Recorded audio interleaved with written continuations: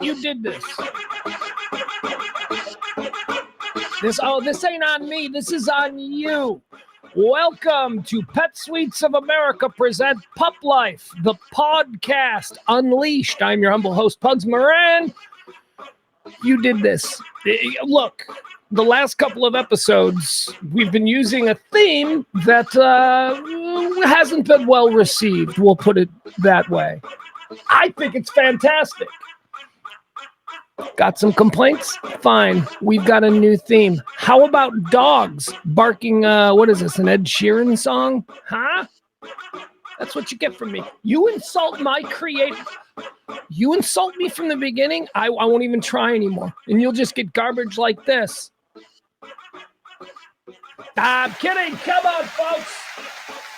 It's adorable. We love our dogs singing. I am Pugs Moran. This is PetSuites of America presents Pup Life, the podcast unleashed. What do we do here? Well, I'll tell you what. Let's get started. We got a great interview today. I can't wait. Story time here on Pup Life. An old friend of mine is going to be joining us. We're gonna hear one of the most fascinating dog partnerships that I've ever heard. So if you want to hang out with us, Richard Hunter, the great Richard Hunter, former big-time media personality here in North Texas. Now he's off doing comedy. He's got a story about his involvement with the entire Michael Vick situation and the relationship that he was able to forge with one of them poor little animals. We'll go through that from top to bottom, so just stick with us. But first, we do want to thank our good friends at PetSuites of America, PetSuites of America. .com. Sorry, I don't know why I blanked there. PetSuitesOfAmerica.com. The one in Farmers Branch. That's my go-to. That's for me and my girl CeeLo. 13460 Midway Road. Pick up the phone. Call my girl Laura. 469-951-3910. Miss Laura, she's, oh my God, she's one of these like dog people. Well, we all should be dog people, right? What are you doing listening to a dog podcast if you're not a dog? But Miss Laura's really got that dog person energy. You know, where it's like all dogs like her. You know those people? It's like just all dogs like, even that dog don't like any, well, they like Miss Laura. What is PetSuites of America? I always say, when I was, I used to have to board a dog, and I used to have to drive out into some rural neighborhood, some dude with a horse ranch, and he's running a dog boarding kennel in the back, and it looks real because I hear other dogs barking, and it's been business for years. That ain't the way to do it anymore. You're going on vacation. Why not treat your pup? PetSuites of America. It's like a 5-star resort. It's like a 5-star resort for dogs. They got flat screen TVs. I don't even know if the dogs watch TV. They got TVs. Flat screen TVs, they got beds, they got air conditioning, climate control, socialization, training, all kinds of whatever it is, all of your dog needs. PetSuites of America. This ain't the old weird ass kennel that you used to just drop your dog at. These places are nice. Hell, these places are nicer than some, well, we'll talk to Dick Hunter about it. Nicer than some touring comics probably have to stay when they're on the road. That's right. PetSuites of America. Like I said, I am partial to the Farmers Branch location, 13460 Midway Road. I want you to pick up the phone and call my lady, Miss Laura, please. 469-951-3910. 469-951-3910. Whether you're going to Europe for 2 weeks or just decided last minute to buzz off to Austin for the weekend, 469-951-3910. PetSuites, got you covered. PetSuites, to learn more, PetSuitesOfAmerica.com. All right, thank you to our good friends there at PetSuites. By the way, still to come on today's show, the PetSuites Pet Pick of the Week. Oh, yeah. All right, let's stop being silly. Let's get serious here because we're going to bring a friend of mine in here, okay? So don't anybody make it weird. We go way back, but we're going to talk about a very interesting part of his life that he's been hyper dedicated to. It's really quite an admirable thing that he took off because it couldn't have been easy. His name is Richard Hunter. But if you're familiar with North Texas radio, you may remember him from his years at both The Ticket and at Live 105.3 here in the Dallas-Fort Worth market. Before that, I mean, really, we're talking about a raconteur. We're talking about a bon vivant. We're talking about man about town, a guy who likes his fastballs high and inside and his drinks. Well, he doesn't drink, so I can't finish that. But, ladies and gentlemen, please welcome into the stage here a man with a story, a man who loves dogs, and a good old boy, good old Richard Hunter. Richard, hey, Pugs. How are you? Pugs, has there ever been a more appropriate time for you to have the name Pugs? I know. Than hosting this podcast? That's why I held on to it. Many people, you cross 30, you cross 35, you cross 40, you cross 45. People are going to go, ain't it time? Ain't it time to maybe revert back to being Jonathan? No, this is why. This is why we did it. I remember all those meetings with consultants that did everything they could to rebrand you. They did, and they can't. You can't rebrand an original, man. Sometimes you just stick with it. You sink or swim, ride or die with this kid. Richard, okay, enough about us. Thank you so much for doing this. What we do here on the podcast, you like that? You like that? We got to give credit to my buddy B. Brandon came up with that. He wants credit for it. He likes podcast. Well, it's a good name. I like it. We talk about, really what we do is we just celebrate. It's a lifestyle show. You know about this. You know about media. It's a lifestyle show, but it's, the common thread is that, we all have dogs. We talk about it. We go off on tangent. It's a lifestyle show where everybody's cool if we just spend 10 minutes or so talking about our dogs and the stupid things they do. Mm-hmm. But I like to every episode have somebody on and have a nice little conversation about them. And so what year are we talking? What year did Richard Hunter became probably more well-known years and years as a popular talk show host here, but he gained some bit of national notoriety as one of the most front and center advocates for the dogs that remained after the Michael Vick dog fighting scandal of what year? What are we talking? 2004, something like that? A little bit later. God, I'd have to look it up. I want to say not important. 2008, something like that. Not important. But it was very early on in that process. You were, of course, you were a dog guy. You had a dog. What was your dog's name? A little white one? What was that? Pumpkin. Pumpkin. That was her. Pumpkin. Yeah, Pumpkin. Pumpkin was a big part of your show, big part of your brand, if you will. And then the Michael Vick story came about, and we all started to hear about these horrible situations. And why don't you just start from there? Because I want to go through the whole thing. How did you first become involved in the, let's say, aftermath of the Michael Vick scandal? Yeah, well, I first heard about it just like everybody else did in the media. For those who are old enough to remember, Michael Vick, who was the quarterback for the Atlanta Falcons at the time, all of a sudden there's a big scandal all over the news that he was running a dogfighting ring in Virginia. Not only running it, he had a house dedicated to it, like a ranch, kind of out in the middle of nowhere, that he was doing this at. And it was a very sophisticated operation. There were kennels on the grounds. They seized 53 dogs out of that. There were there was somebody with some veterinary training on site who was, enabling the torture of the dogs, but basically trying to keep them alive just enough to continue their fighting. And it got exposed quite by accident. He had some cousin of his that was hanging around out there, and that guy got pulled over by the cops. And he gave that address, this secret location, as his home address, because at that point, nobody was supposed to know about that house, that property. And one thing leads to another, and the place gets raided, and they find what they find. So, and just so people may not, remember this, Michael Vick at the time was a superstar household name athlete. He wasn't just like some third-year quarterback who was having some pretty good seasons. Michael Vick was a major name in the NFL. The NFL themselves had built. The NFL around this time was going through some changes, some growth pains, if you will, from generation to generation. And Michael Vick and guys like Donovan McNabb, and if you will, they were supposed to represent the new-minded NFL, the one that thought a black guy could be quarterback. Because that was, so he really meant a lot to the Shield, the brand of the NFL. And he was a very well-known person when this happened. So don't think that he's just some forgettable guy who once played football. No, he was important at the time. Yeah, and so this raid happens. They find what they find. He initially lied about it and tried to say that, oh, this cousin of mine, look at that. I'll leave him alone at one of my houses, and look what he does. Which is believable. You could buy that. You wouldn't, but we know more now. It quickly, I think, though, became evident that this was a sophisticated operation. You know, this wasn't just like, oh, somebody threw a party at my house when I was out of town and it got out of hand. This was like, no, you know, there was a real structure to this thing. This, of course, starts getting nationwide media attention. And I'm on the radio at the time, and I'm just covering it, you know, the story. Now, I'm definitely covering it with an opinion because I'm just horrified. I knew what dogfighting was. I had heard of it before. In fact, for people who want to go even further back than that,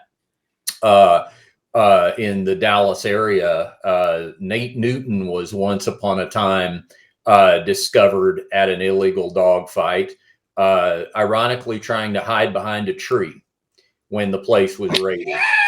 And turns out he stuck out a little bit on each side, and they busted him. But anyway, so I mean, I knew what this was, but and also people should understand, you know, not for nothing, but you're a kid born and raised in Fort Worth, Texas. Yeah. You know, you're not pearl clutching over the concept of dog fighting. It's been a part of Southern culture and Southern rural culture our whole lives. It's despicable, but it's been one of them things that lurk in the shadows. This brought it out of the shadows. Yeah. And so, you know, we're talking about it on the air. And this is really where the learning process begins for me, because I've learned a lot of life lessons about this experience, both good and bad.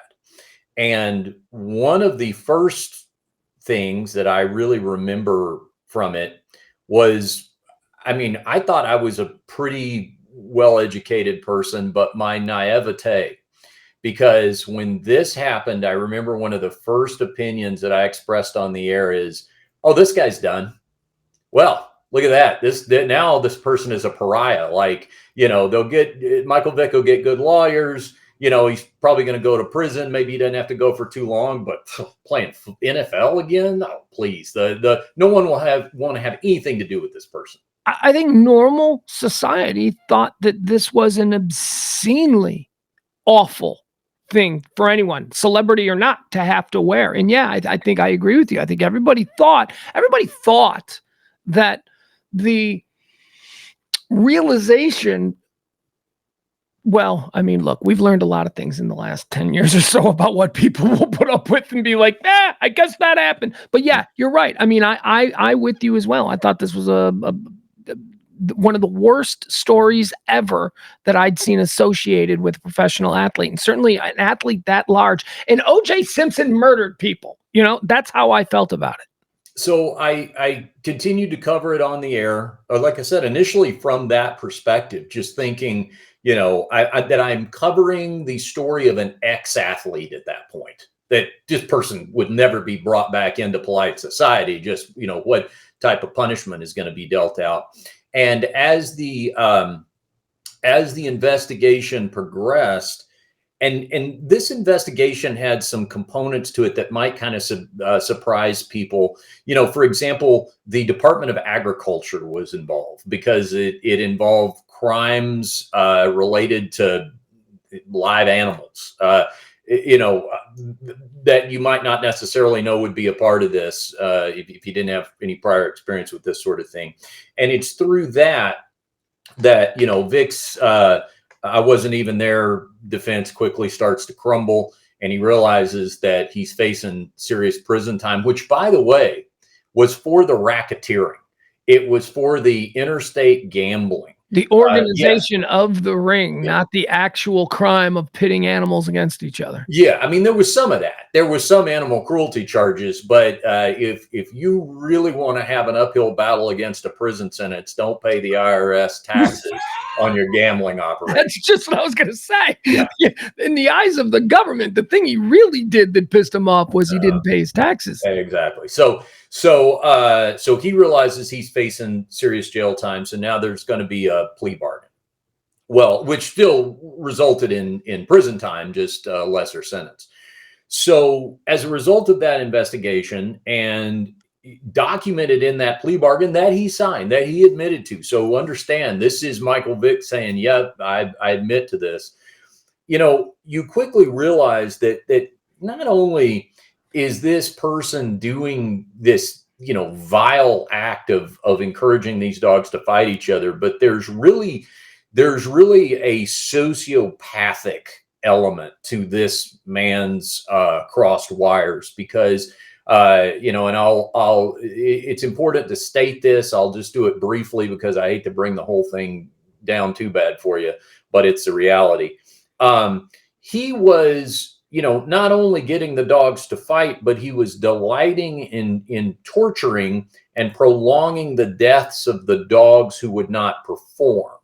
So, even the people that were running this thing with him, who were criminals themselves, testified. They said, okay, this dog isn't a good fighter. Can't we just give it away, let it loose, whatever?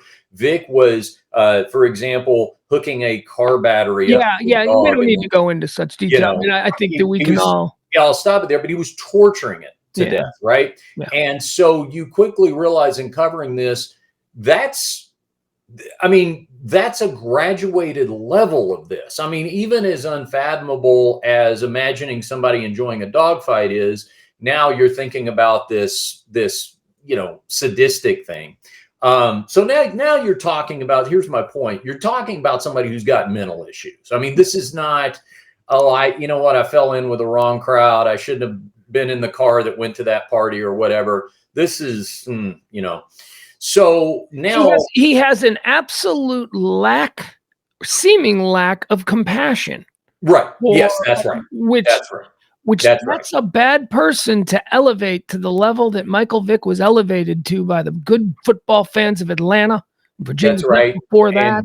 And also, torturing his own children's dogs that were not pit bulls. It didn't have anything to do with the fighting. All this, by the way, if you want to look any of this up, it's online in the agricultural department report in his plea. So we know that he went to jail. We know that he went to jail. He did a couple of years. His football career was over. Now that's where you and I differ a little bit, because as you said a few minutes ago, you said when this was, you were like, now we're talking about an ex-athlete at that point. Well, the difference between you and me is that I'm a football meathead, and you don't really care about football. And I'm like, let's see. The minute I heard that he was going to jail, I'm like, let's see, 2 years, that's fine. He'll have a fresh legs. I knew he'd be back. Yeah. I'm surprised that it was Jeff Lurie and the Philadelphia Eagles that did it, because in almost every other instance, they have been pretty upstanding as far as these teams go. They've always tried to be at least modern and forward thinking. Not here. They weren't. I don't know what, but he ended up back in the league. Now, I want to, and I'm sorry, I don't want to move you off this, and certainly I'll give you the floor to say whatever you want, but let me direct this a little bit. I want to talk about how you then, not only, I mean, you're aware of it, we're all aware of it, you're covering it on your radio show, so maybe you're hyper aware. How did you come in contact with Mel? Tell me about Mel. Yeah. What was Mel? Give me Mel's story, because I know we just lost Mel recently, right? A year or two ago. Yeah. So here's the happy part for anybody who's still listening. It's through the course of covering this story, I started looking into, what is becoming of the dogs in this raid, the 53 dogs, and there was a lot of debate over whether or not the dogs could be, forget even adopted. Just would they be able to be housed at a shelter without chaos breaking out at the shelter? I mean, people were, I think, envisioning these dogs as these, cold-blooded killers. Yeah, I think we all assumed euthanization was. Yeah, and that was there were, PETA, for example, the National Humane Society. Which is, there's different humane society organizations, so I'm not going to paint everybody with a broad brush, but at their national level, they were advocating to the court that, these dogs should be euthanized. A shelter stepped up, a rescue organization named Best Friends, which is in Kanab, Utah. And they said, among a few others, there were some others that some of the dogs went to, but in particular, about 20 of the dogs went to Best Friends in Utah. And so what the shelters, including Best Friends, were saying is, hey, to the court, to the judge, just let we'll take the dogs. Worst case, they live out the rest of their lives here. but let's see, let's give it a shot. Maybe down the line, some of them could be adopted. So I heard about that. It's part of the story. So I had one of the trainers from Best Friends on my radio show. And this is actually when you and I were on the same station together. And so at this point, I think I'm just interviewing. I just give me the progress of the dogs. I'm just looking for any happy news. Are there a few that are showing some signs of socialization, things like that? And so we do this interview. It's a great interview, and it's encouraging. It's uplifting, because up to this point, this story has shown no signs of happiness or silver linings. And the woman I was talking to after the interview, we're off the air, and I said, hey, I know you're not prepared to adopt any of them out right now, but if you do feel like at some point any of them are available for adoption, let me know. Keep me in mind, and that might be something I could offer up. And so sure enough, about it feels like probably it was about 6 months later, I got a call from the Best Friends, and they said, hey, we think we have the first few that might be able to be adopted. And my dog Mel that you mentioned was one of them. He was one of the youngest to come out of that fighting, Michael Vick's dogfighting ring. He was about 2 when the raid happened. And so I began the process of adopting him, which I'm sure we'll go into further here. But at this point, now I am becoming personally involved in this, because I'm basically you're invested to adopt one of the victims. How old was Mel? So at this point, he was 4, I think, because he had been 2 when the raid happened. They didn't let any of them be adopted for the first few years. So he's probably around 4 at this point. Okay, is that what we're looking there he at? is. Yeah. This is, hey, we do a little thing here on the show. We call it the PetSuites of America Pet Pick of the Week. Why don't you tell us about these 2 little guys? Well, that's Pumpkin on the left. We were talking about Pumpkin a minute ago, and we already had Pumpkin, and then there's Mel. That's not very long at all after he was adopted, and those 2. Pumpkin was actually very instrumental in adopting specifically Mel, because one of the things that the shelter had found out, they spent 2 years. One of the great things about Best Friends, and I always like to take an opportunity to talk about how great they are, because each dog basically had its own trainer, its own attendant, its own specialist.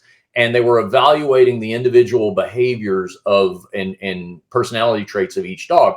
One of the things that they knew about Mel was that he liked other dogs, surprisingly, that he was scared to death around people. He would go into convulsions if he saw a person, particularly one he didn't know. But he always liked other dogs, and they wanted an older, very even-tempered dog already in the home that he was going to go to kind of help mentor him. So at this point, Pumpkin's old. Pumpkin is Pumpkin lived to be, he was a very old dog when he passed away. He lived to be, Pumpkin was old when I knew. Yeah, he lived to be 17, 18 years old. But in this picture, he's probably at least 13, 14. And he immediately took to Mel. And so once I had to do like a criminal background check. I had to do, somebody from the Best Friend Sanctuary came to Dallas, met my neighbors, spoke to my employer. I mean, this was like adopting a kid. I mean, I remember the process. Yeah. I was there. We were working together on projects. This was quite the ordeal. Yeah. They made sure these dogs went to good people. Yeah. The courts didn't want to make any mistakes. They wanted to make sure all the dogs were going to the right places. So once all that was signed off on, then we had to travel from Dallas to Utah and stay at the sanctuary in a cabin for a couple of days with Pumpkin and simulate a home environment so they could see how all that was going to go. We stayed there for about 3 days and they just hit it off. Everything was great. And, Pumpkin really had the attitude of, I think he kind of felt like we were adopting a dog for him, So he was very, very protective of Mel. and they really forged an incredible bond between the two of them. That is Pumpkin on the left, the white one, and then that is Mel on the right. Well, maybe, I don't know. I guess it depends on how you're looking. The white one is Pumpkin, and the other one is Mel. PetSuites of America, the pet pick of the week, PetSuitesofAmerica.com. Make sure you give them a call if you are heading out of town. Like I say, you're going to Europe for a couple of weeks, or if you're just heading to Austin for the weekend. PetSuites of America. I don't know why I trip on that. It's Pet Pick of the Week, brought to you by PetSuites of America, 13460 Midway Road. That's the Farmers Branch location. That's where I go. That's 13460 Midway Road. Or give Miss Laura a call, 469-951-3910. Richard, I had, we can get rid of that. There we go. Make this big. I had occasion to meet Mel on a couple of times. Okay. Made her pee instantly. What I remember about her was the first time I met her. I think she got better over a period of time. But the first time, first time I met him, so scared. I mean, I remember it was in your place. Ran into the corner the minute I showed up. Was cowering. How long of a process? What did Mel ever come out of that? Did Mel ever fully come out, or was the damage done to him, done and ingrained, and that's just what you have now as a dog? It got better, but no, it never completely went away. So the what you're talking about with Mel is when he would never go to the center of a room, for example, and just curl up on a blanket and relax. He would always have to be with his back to a wall, like in a corner. And so he would know nothing would sneak up on him. What he got better at, and this was over years and years, what he got better at was differentiating who the stranger was. So when we first had him, let's say if you'd come over and you were a stranger, what you're describing, that probably would have gone on until you left. Over the years, he was able to it would evolve into maybe he's nervous for the first hour you're there, but then he kind of sees we're friendly and we're okay, and I've invited you over and I like you, and then he could calm down. So it would dissipate sooner, but it always stayed with him. But the other interesting thing about him, and I mentioned this a little while ago, he never met a dog he didn't like. And once I started doing, so he was good. He was good out at the dog park. He was good at the groomers. He was good. I'm wondering about what level of affection was he able to show to you? A lot. So he wasn't affectionate, because some dogs are just a little standoffish. It doesn't mean they don't love you. It just means they don't want to crawl all over you. Yeah, no, he was extremely affectionate with me and a few other people. I mean, if it's people in his house, it was different, but he was very, other people would point this out to me. I didn't even notice it so much as they did, but people would point, because I took him to work with me every day. I would just take him everywhere just to, socialize, sleeps in the bed with me. I mean, everything. But you love car rides, all that kind of thing. Actually, now that I think about it, could also deal better with meeting strangers if he was in a car, because he was aware there was a barrier between them, like a window, So that was another way we kind of figured out how to socially. How was he with a stranger coming to the door? Was he aggressive or no? timid? He never had any aggression. That was the interesting thing too. There was even with people that made him nervous, it was a fear thing. It was never an aggression thing. So, in fact, if anything, if I would have pointed out to you, because I didn't just have Pumpkin after Mel, I adopted other pit bulls, and we can talk about that a little bit later too. But if I had shown you my menagerie and said, pick the one you think came out of the dogfighting, he would be the last one you would assume, because of his demeanor. But he would never take his eyes off me. And that people would point this out to me at work, because he'd come in and I had like a little dog bed under the broadcast console or whatever. I was fortunate over the years to have employers that welcomed him. But people would point out to me, they're like, when you get up and you go somewhere, he never takes his eyes off you. He's always watching, to see where you were. So here's the thing. It was like having a special needs kid. There's challenges that, being a parent is challenging, but then if you have a child that has, and I would know, being that's irony because I don't have children, but being a parent is tough, but if you have a child who has special needs, there's extra challenges on top of that. And that's the analogy I'm drawing. That's what this was like. So there were things that you had to keep in mind about, I take my dogs to the dog park now or go wherever, and I'm not thinking, okay, no, what's the setup going to be like? I got to make sure he's comfortable. I got to have a safe space for him to be in. I got to have all this sort of thing.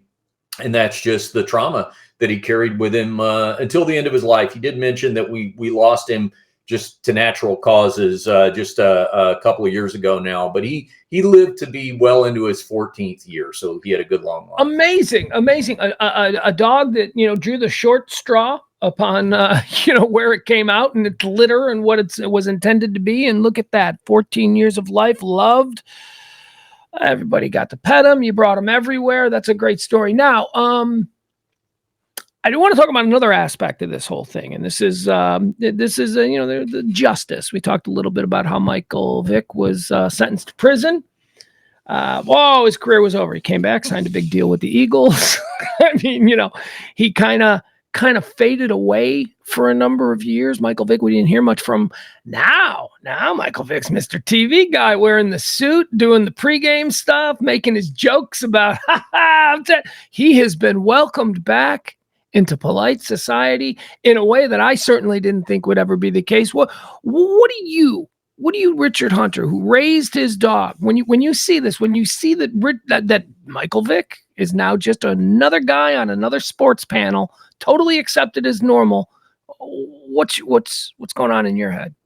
Well, I talked about how my naivete at the beginning of covering this whole case and thinking, oh, well, you'll be a pariah now. I don't think that way anymore. I don't think that way not only about him. I don't think that way when I see all kinds of horrific things in life. I look at things now. I mean, yes, there will be people of conscience who have the right moral reactions to bad things. But here's kind of how I came to explain it. You've probably heard me do this bit before. I do a little bit of it in my stand-up act, but it's meant to be funny with a point, if you know what I mean. Here's what happens. When you elevate a product like the NFL to the level of a de facto religion, and that's what this is, it really is a license to print money. So a license to kill, if you're so inclined, because here's what happens. The average the average person out there in America, but certainly the average, let's say NFL fan, this is how I kind of view it. By the time the average guy gets into his 40s, Pugs, things have not turned out that well. For most people, not quite the way they wanted, right? Right. They all have the dreams of the supermodel and the first million by 30. Right. Most, that ain't gonna ever happen. For most, they probably have a job they either don't like or hate, or somewhere in between. They might be married to somebody they don't like that much anymore. They settled. And Sunday is the only day that they get to themselves, right? So what do? They put a jersey on. And they use pronouns like we. We had a tough first half, so we got it together in the locker room, and we made adjustments, and I'm on the team. I'm wearing the jersey. It's we, right? And so most people, now there really are people out there who I think are just, they're unfeeling, uncaring people that are tremendous red flags to me, that are just like, oh, it's just a dumb dog. But most people, I think, know how horrible it is, but what they really are thinking that they have a hard time saying to you is, all I got in my miserable life is this football. Do you have to take this away too? Right. Damn it. Right? We can separate the art from the artist. You know what I mean? Yeah. It's like, my God, God I still want to almighty. listen to Michael Jackson, but I do have my questions. Why am I even living anymore? I've just got Sunday. You're going to mess with my Sunday too. So here's and listen, religion can do the same thing with people. You know, this is not unique to the NFL. Look at what happened at Penn State with Jerry Sandusky.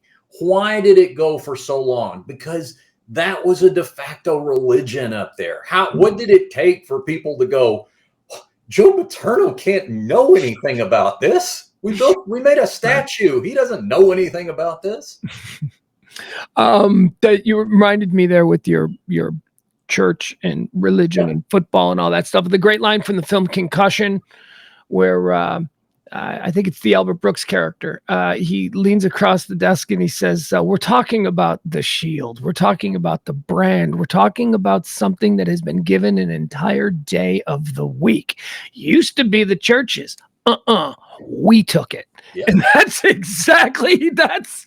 mentality. So for some, it's a religion. Look, I'm a meatball. I love my football, but it makes me a little sick to my stomach when I see that Michael Vick is,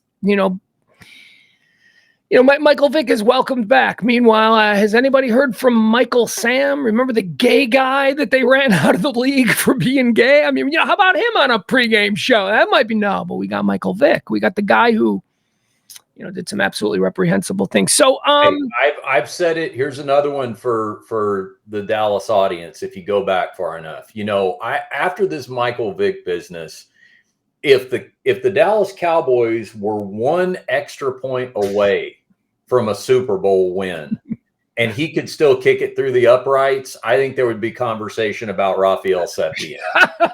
Look, I'm not making excuses for what he did. I'm just saying it was a different time. It was a different time. Am I right? Look, I have to come clean on a little Michael Vick thing because my son, who is 14 years old and a little football meatball himself, he just lives for football, watches the YouTube videos over and over of all the great players from the past. He thinks it's a bit of a box check that he is a real football fan, that he knows players from the past, players that were around before he was aware of football. He discovered Michael Vick a couple of years ago, and he's watching this. He's like, Dad, come watch Michael Vick. He was awesome. And I'm like, yeah. And then I said to him, I go, there's more to Michael Vick than just these YouTube videos. My son, who at the time was probably 12 years old, no idea. Never heard the story before. He knows it now.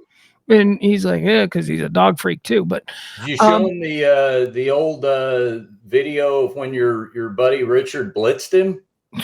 He was really good at scrambling out of the pocket when that happened. I haven't. And I want to come back to that moment.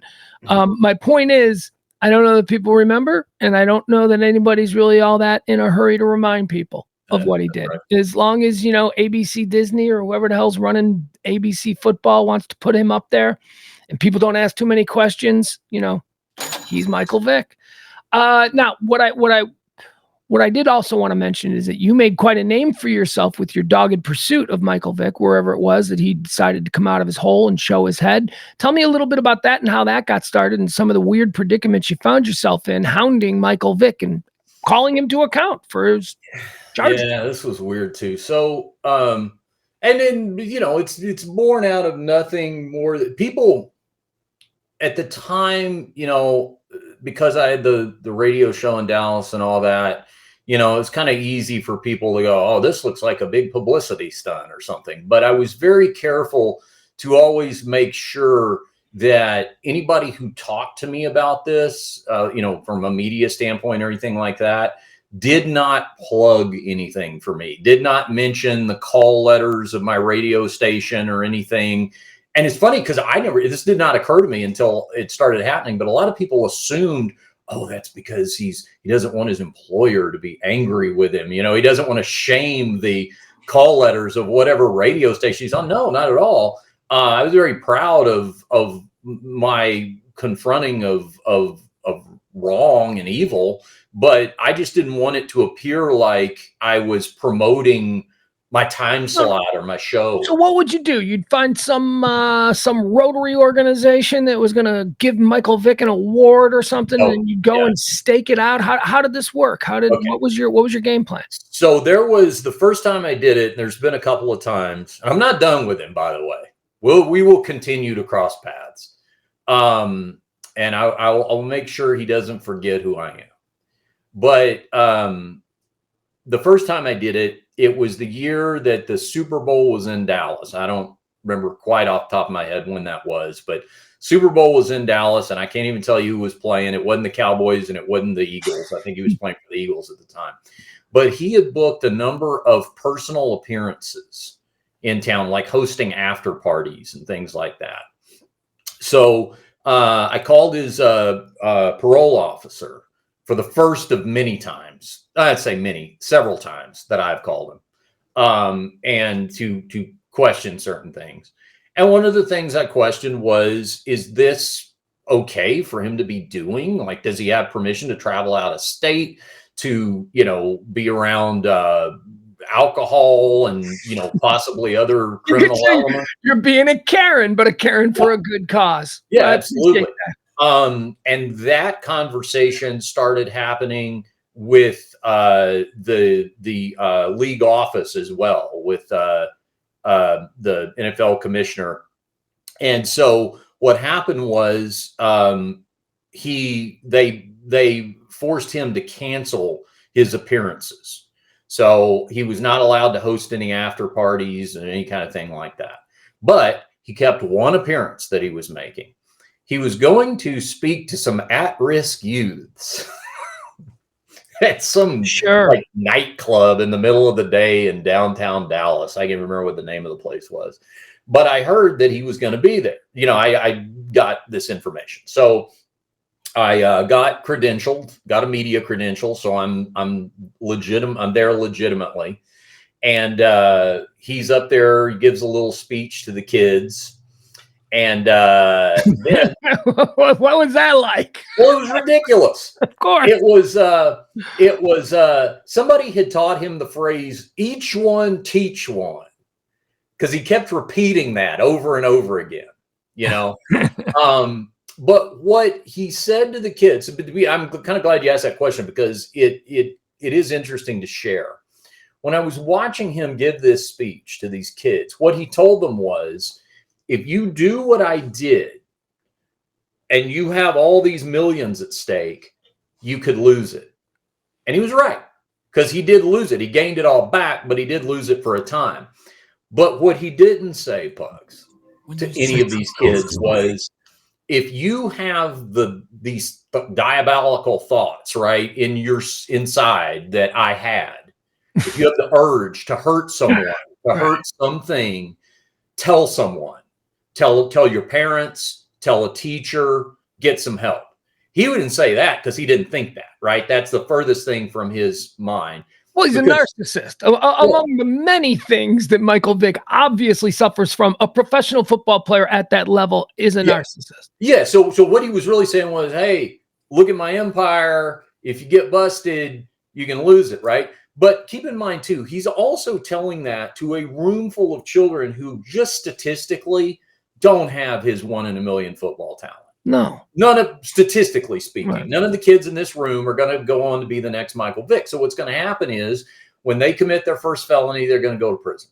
And when they get out of prison, Home Depot isn't giving them their job back. It's not like the NFL. They're not going to be able to show, I'm back, So it was a ridiculous message to begin with. But the real twist that no one expected, including me, was that this city councilman gets up out of nowhere and I remember this. Go ahead, and he presents Michael Vick with a key to the city.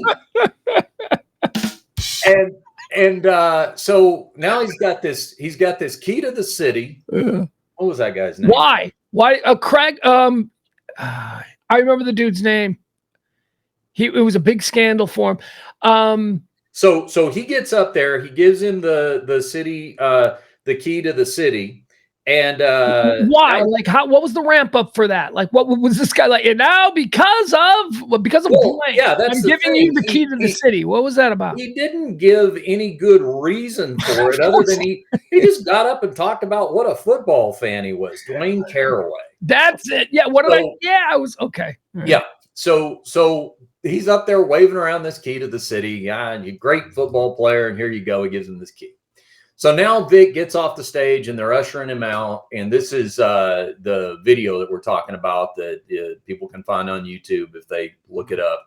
But I was in an area they put me in, and they told me, okay, this area, when he walks off stage, he's going to walk right through here, ask him your questions. Right. So I'm not ambushing. I'm not like some fan jumping out at him. I got a press pass on, and I've been invited by the promoter to be there to interview him.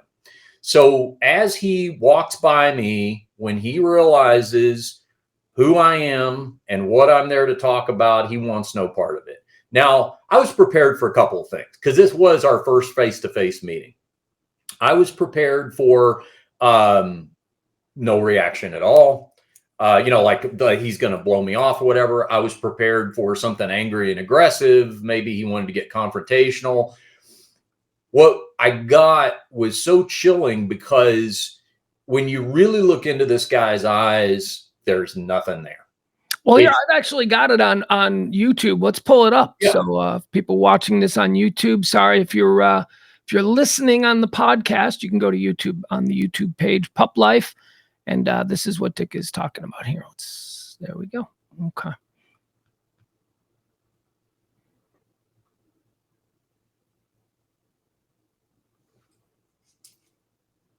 That I feel so very proud to do and to bestow upon you and you all as witnesses.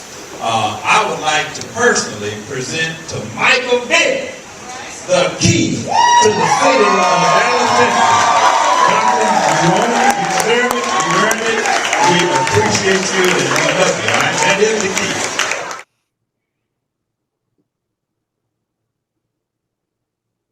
I work in the media, and I was at this event in an official media capacity. A year ago, my wife and I adopted one of the dogs that was rescued from Michael Dick's Dogfighting House of Horrors. This past December, Vic said that he doesn't think about. I thought he would relish an opportunity to find out how one of his dogs was doing. He was wrong. Hey, Mike, Richard Hunter, 1190 AM radio. Back up. 2 questions. Back up. Back up. Back up. Let's go. Thank you.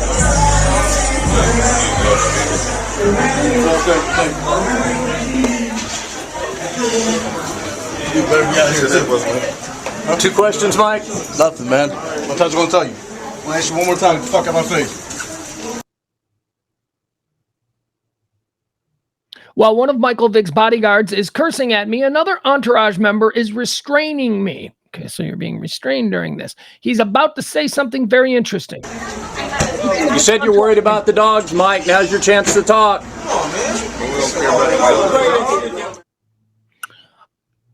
All right, Dick, you want to comment on that? What did we just hear there? Yeah, so I'm attempting to talk to him. This is when we lock eyes, and then you see this in the video at some point. But this group of ne'er-do-wells that he has around him are a little too candid, I think, with their commentary.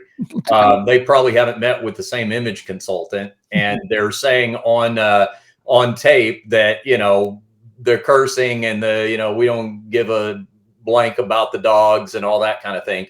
And it was brought up to me at the time. People were like, listen, some guy's holding you back. That's assault.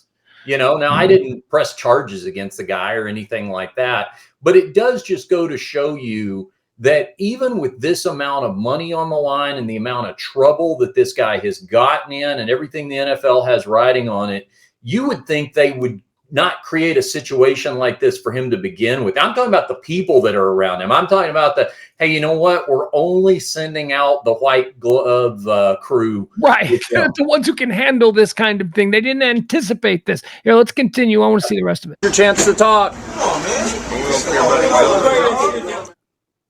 We don't care about the dog, they say. As I showed Michael Vick this picture of my dog Mel and begged one last time for a minute for the victims and their families, he turned and looked at the picture, then looked me right in the eye. Is that Mel? Look at Mel. And walked away. Well, at least he was able to control himself. He didn't say anything stupid. That would have been a real good get. Mike, I adopted one of your dogs. Can I talk to you? I adopted a dog. I got it. Michael Vick was recently asked by a TV interviewer, what would the Michael Vick of 2010 say to the Michael Vick of 2006? His response, Mike from 2006 probably wouldn't listen to anything I had to say. So I think it would be like talking to the wall. The conversation probably wouldn't last no more than 2 minutes because the old Mike probably would have walked away. That's probably, that's the first one that you did it here. Yeah. So has there been any kind of contact between you and either Michael Vick or the Michael Vick camp? I mean, I imagine at some point you must have initiated some kind of contact with them. What has the give and take been? So he has never been willing to speak to me personally. I've had a number of interactions with his, when he was on parole, as parole officer, the staff at the the communications department at the Philadelphia Eagles and things like that, all of whom I'm sure found me quite annoying. Yeah. But the whole point was to continue to hold him accountable for this and basically not to get, Vic's a lost cause. That's a sociopath. Yeah. You don't fix that. But the people around him who are profiting from this, who are hoping to be in that position of, hey, you know what, let's just let this whole thing go away. And then, we make our money and all that. Those are the people whose days I would endeavor to ruin. And at various times have been able to do that. So that video was made. I put it up online. I just put it on YouTube and it really blew up, got on ESPN, a bunch of other places. Well, Michael Vick had booked an interview with Oprah Winfrey. And this was Oprah's last season of being on AB. I never watched Oprah, but I remember there was a big deal. She was going to end whatever show she had before she started whatever she did after that. Yeah, she was a pretty big deal. I hear she was a big deal, yeah. So she booked him, and this was going to be his first sit-down interview, whatever. So Best Friends had put all of the families that had adopted the dogs in touch with each other, which is another great thing. We all became very, very close over the years, got to know each other and all that. And so I contacted the producers and said, the victims' families need some representation here. And they asked me if I would be a part of the show. I said yes. They told Vic he canceled Oprah immediately. Oprah is not used to being told no. This did not sit well with her. In fact, they had already begun filming B-roll for the interview. And he claimed publicly, you can look up these quotes, I've got a scheduling conflict. The NFL was on strike at the time. He was doing nothing. And Oprah hit the roof and was like, he didn't have a scheduling conflict before any of that. And he suddenly remembered it. And she's like, basically, we're moving on from him. Forget him. And that was the last you heard of Oprah and Michael Vick. So there were things like that. Good because she probably would have given him some degree of normalization. That was probably the best thing for it, that she backed away. I'm surprised that she would even entertain that. Yeah. It seemed very non-Oprah. Yeah, well, I'm sure she thought, I don't know Oprah, but would she think of it as like a reclamation project that she would, but to what end?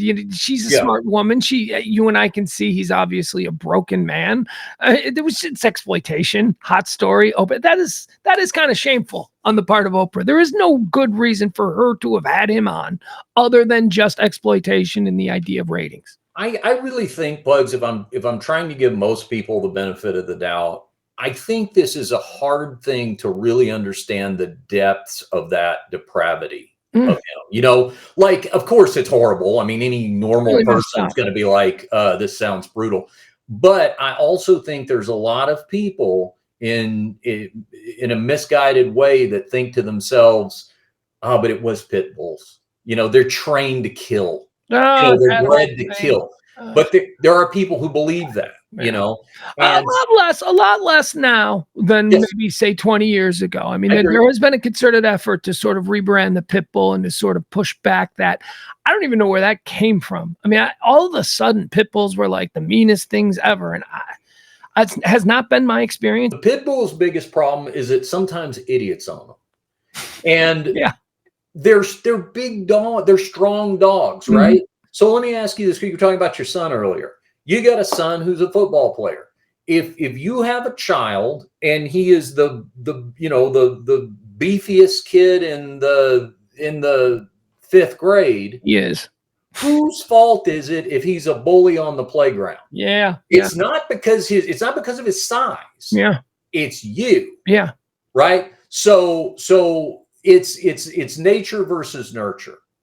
And when I don't mean to skip ahead the story, but there was a point where we brought all the dogs, 6 of them total, all the families who I mentioned have been in touch with each other that adopted these dogs out of the Vick dogfighting ring. We all took them back to Best Friends Sanctuary for a reunion. And when we put them out in a big yard together, they rolled around, they played. I mean, that's how they wanted to be. If you investigate these dogfighting operations, they're always going to, when they do the raids and the seizures and all this, they're always going to seize like cattle prods and things that they were using to try to make the dogs angry. Right. The reason they have to do that is because the dogs aren't like that. Like they need something to agitate them, to stir them up. So this is further proof that this is not inherent in them. This is artificially manipulated behavior. Right. Hey man, we are up against the 1 hour mark, so we're going to have to wrap this up, but I would love it if you would pledge to come back on and tell us more stories about your work in dog advocacy. And yeah, anytime. And there is a lot more, because I just want to say that, one of the great things that Mel gave me was this now lifelong passion for rescue dogs, particularly pit bulls. I've got 3 of them right now. And the reason I do particularly with them is because they are the hardest to adopt. They are the most prevalent in the shelters, and they're the most misunderstood. Well, then, you know what? Let's do that. Let's go ahead and let's book this for a future episode, probably 2 or 3 weeks from now. Let's have you back, and then let's talk about the pit bull myth. I would love to have that kind of a conversation. You're obviously somebody who's familiar with the breed. I am too, a little bit. I've been exposed to them. I lived with 5 of them for a period of time, just a whole bunch of them, and they were wonderful. Richard, where can people contact you, find you? You're doing stand-up comedy. Is there anything you want, or you whatever, promote yourself? No, you don't. No promotion necessary, but people can find me online in the social medias and things like that if anybody's ever looking for me. I will tell you one thing I will mention, because it pertains to this conversation.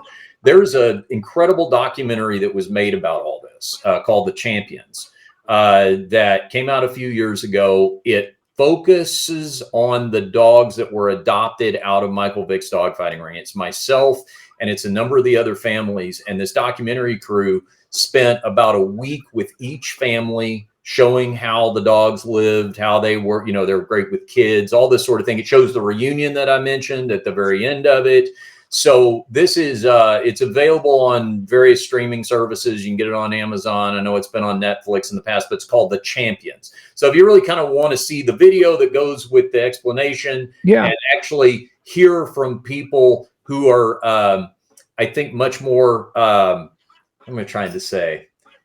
I would say normal, but like, it's funny. I joked, Pugs, with the family, the other families who were who adopted the dogs, because the 4/5 of the documentary is just them showing them with their young children and all this kind of stuff, and then they bring me in as like the hatchet man. Like, let me tell you what a scumbag this guy is. The dark Vegas stand-up comic. Who's the sus one and all this. Ladies and gentlemen, Richard Hunter has been our guest. Thank you so much, Richard. We appreciate you. We're going to have him back real soon. I want to get more into the whole pit bull thing. Richard Hunter, thank you, Richard. Wait, bye. Make everybody wait. Guys. Thank you. There he goes. Look at him. He's gone. Richard Hunter, one of my favorite people. I love them. Thank you so much to Richard for joining us. Also, thank you to our good friends at PetSuites of America. This has been Pup Life, the podcast Unleashed, brought to you by our good friends at PetSuites of America, 13460 Midway Road, Farmers Branch, Texas. We're gonna come back. We got more. We got a couple of more things. We still got to do our 5 for Fido. Oh yeah, Molly moments. We got stuff coming up. More on Pup Life, the podcast Unleashed with me, Pugs Moran. Back after this. Be right back.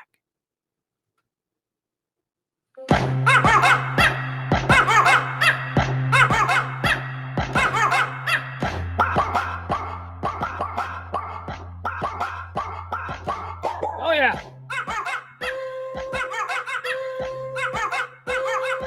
All you people who said you didn't like my original theme song for Pup Life Dallas. Hi, I'm Pugs Moran.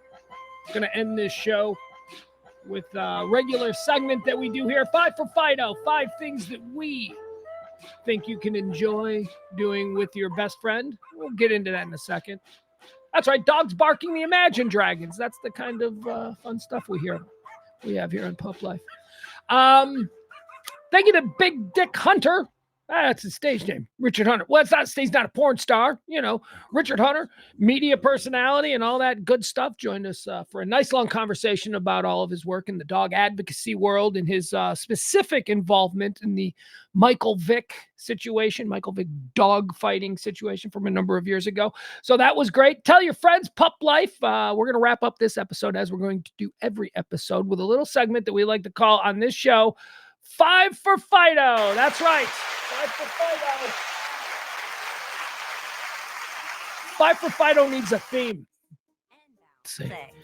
All right, so what is 5 for Fido? 5 for Fido is where I take a look at all the things happening here in North Texas, DFW, all that good stuff. And I try and find interesting things for you to do with, we'll use this. Here you go. Here's a good dog 5 for Fido theme.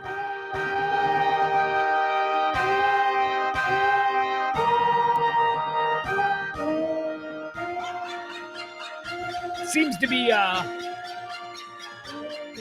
tiny little. There you go. Yeah, the 1812 Overture, as sung by, or barked, we should say. It looks like a bunch of little Pekingeses. All right, 5 for Fido. 5 things here this week that you can do with your dog. You looking to get out? You don't want to leave your dog at home? Who wants to do that? That's no fun.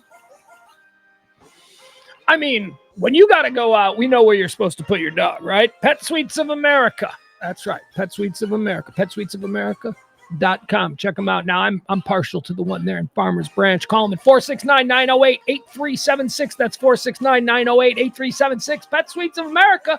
Tell Miss Laura you heard good things about that place from Pugs.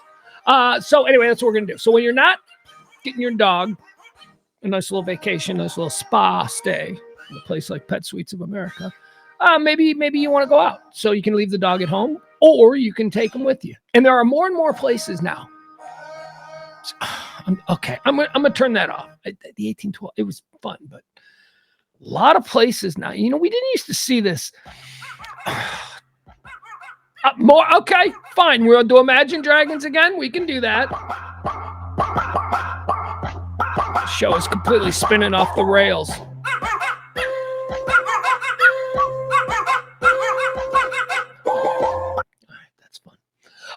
So years ago, this happened. Here's what I think. I think we started to see it happen after, I think a lot of stuff. It's the comfort animal, right?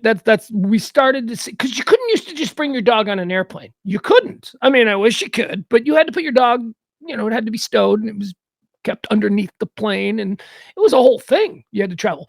Now you see people, they're able to travel with their, anyway, my point is this. It seems to me that since I've been around on this planet, that we're able to bring our dogs places and go places with our dog and let our little dogs have the experiences that they never did in past generations. Here in North Dallas, there are plenty of places you can go with your dog. So I try to find really cool, interesting ones. Maybe this is a good way for a date. Huh? You know, they say, I've never had any luck, but they say that dog parks are a wonderful place to meet people. If you're single, you get a dog, you go to a dog park, the dogs like each other. All of a sudden, the two people involved, they're talking. Huh? Maybe a love connection. Where do you go? Now that you're going out, you've met that girl, you've met that guy at your favorite dog park. The animals get along. You've decided you're going to go out. You're going to leave the animals at home. That's not cool. Those animals are the whole reason that you guys are there. So maybe you come up with something you can do together. That's what 5 for Fido is all about. Okay, so I'm going to give you 5 places. We're going to wrap the show with this every week. 5 places you can go out in the week this week, and you can take your dog and you can have a good time. Okay, we're going to start out with one of my favorite things to do here in, well, Dallas. I live in Dallas. I just live outside of Dallas. When I had a little kid, I lost him. I don't know where I put him. He's not a little kid anymore is the point. When my son was young, we used to ride up, and we lived in downtown Dallas, and we used to ride up and down on the trolleys, the McKinney Avenue trolleys that take you all up through uptown and all around that big park there that they've got and through downtown. It's fun. Kids love it, but also you can take your dogs. That place is dog friendly. You can spend an entire day riding the trolleys all through the Dallas, and you can bring your dog. Isn't that nice? Isn't that a nice date? I mean, I would suggest you do something else, because if that's all you're doing, but it's out there and you can do it. And I suggest it as a good time. How about this? This is something that I never saw before. I happened onto this place.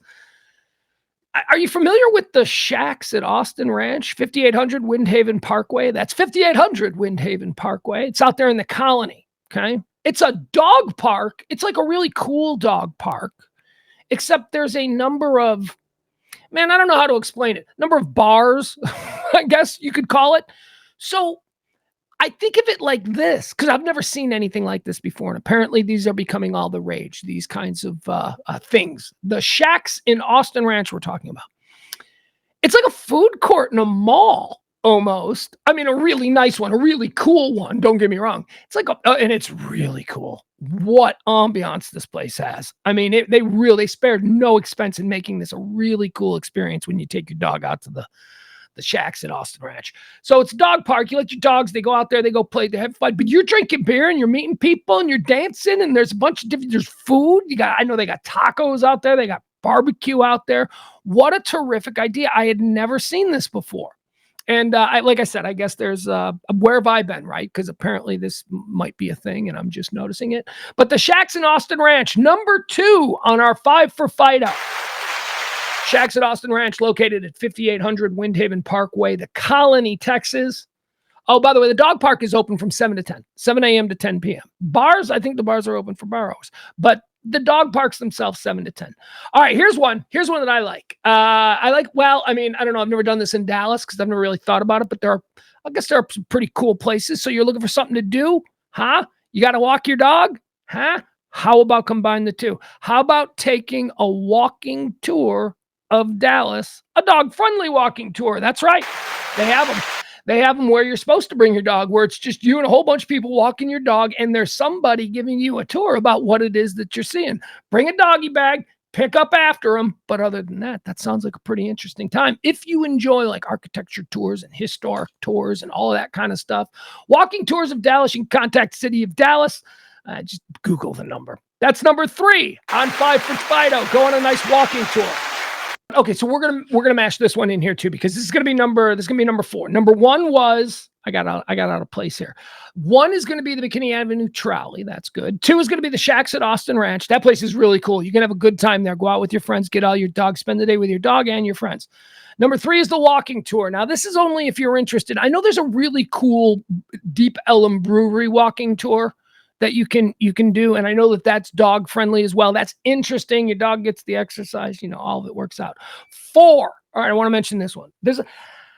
I mentioned this one before, but I just recently did it last weekend and I had the time of my life. So I just want to mention one more time that here in Dallas, which is where I am right here in the Highland Park area, there's the Katy Trail, the Katy Walking Trail. I did that this weekend with my son. It was beautiful weather. Everybody was out there with their dogs. I had CeeLo out there. CeeLo's a handful. I can't take her to normal dog parks because she can't be trusted. We are working on it with our friends, and we'll be giving you progress on that end throughout the course of this show here, Pup Life. But we just had the absolute best time. The dog had for the animals, they just want to see stuff. The limited worldview that our animals have. I mean, have you ever considered that? You live in an apartment. They have, what they can see from the couch. They have what they can see from outside the window. Maybe they get to go out on the balcony and they can see maybe around a corner. But, and then they get in the car and you wonder, why is she so? Because they're seeing things. Katie Trailman, a lot to see. Your dog's going to have a good time. All right, so that's a ringer for me. I always suggest that one because I like it. How about this one? Now, this is number 5. I haven't done this one yet. I want to do this one. Maybe this could be a pup. Maybe this is a Pup Life remote. Maybe we do a special. I don't know. Maybe we all get together. Canine Cinemas in Plano. Do you know about this place? This on Custer? What is the exact address here? 1301 Custer Road, Plano, Texas. It is a canine movie theater. It's a movie theater where you go to watch a movie and you bring your dog. And apparently, I don't know what I want to say. I've read the reviews. The reviews sound like it's a lot of fun. Now, it's not every day, and you got to call ahead to make sure, you buy your tickets and all that kind of stuff. And like a real movie theater. Real movie theater ain't going to let you bring your dog. This is the Canine Cinemas, 1301 Custer Road. Phone number, give them a call first, 469-431-1077. That's 469-431-1077. Only open on Friday and Saturdays. It's only a Friday and Saturday thing, 7:30 to 11. That is the Canine Cinema right there in beautiful Plano, Texas. All right. It's going to do it. Looks like we've got all right. Little snowball-looking Pekingese barking the Imagine Dragons. All right, that's going to do it for this episode of Pup Life Dallas, the podcast unleashed. Thank you so much to our friends at PetSuites of America, PetSuitesOfAmerica.com. Check them out. I go to the one at 13460 Midway Road in Farmers Branch. Say hi to Miss Laura out there, or just give her a call directly, 469-908-8376. That's 469-908-8376. Thank you to Richard Hunter. Richard Hunter was nice enough to grace us with some of his stories of his life and is endless. His dogged, I would use. That's not he's such a fighter. He's been working in dog advocacy for years. We talked to him for a while. He told us all about the Michael Vick situation, and you might remember Richard from when he was here in Dallas, Fort Worth. He was on the radio. He had a talk show. Very popular guy, stand-up comedian now.